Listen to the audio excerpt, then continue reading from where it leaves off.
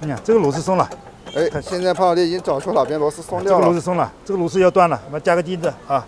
这边螺丝也给它加个钉子看看去。好，我们看一下，哎，这颗螺丝确实要断了啊。大家好，我是西西。古人常说，人在湖边走，哪有不湿鞋？今天要维修的电动车是我自己的，具体是出了什么问题呢？让我们一起来看一下吧。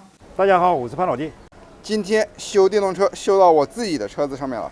这个车子呢，我骑起来后面它有点异响啊，就是咱们加装的这个后备箱。下面就让潘老弟给我们检查一下这个异响的原因在哪边啊？能不能把这个异响的原因给消掉？下面就有请潘老弟开始吧。我们打开看看下啊。你看这个螺丝松了，哎，现在潘老弟已经找出哪边螺丝松掉了。这个螺丝松了，这个螺丝要断了，我们加个钉子啊。这边螺丝也给它加个钉子看看去。好，我们看一下，哎，这颗螺丝确实要断了啊。我这个车子骑起来现在是感觉都要散架了。这个里颠那里颠的，可能是被我拆开做演示车子太多了啊。把这个螺丝加个钉。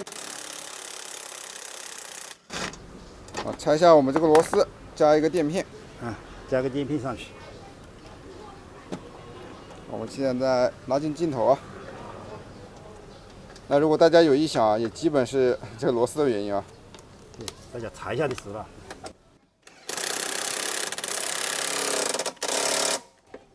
好了，咱们骑起来真的是非常的糟心啊，很吵。这边给它加个底片啊。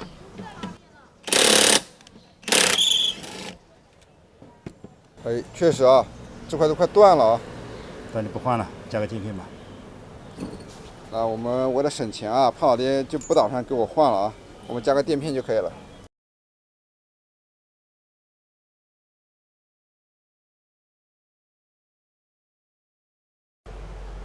现在把我们这颗螺丝也剪了一下啊。好，把这里再上一块。然后这边还有一颗螺丝，我们把这颗螺丝也换一下，加个垫片之类的。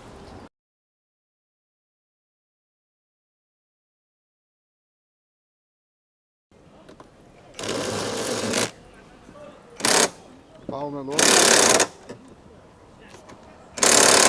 好，行。好，现在我们就把这个地方也解决了，然后看一下现在它有没有异响的情况。绝对好了。哎，没有异响的情况了。对，那基本就是几颗固定螺丝的原因啊。那么本期后备箱异响的问题啊就解决了，非常感谢大家的观看，那我们下期再见，拜拜。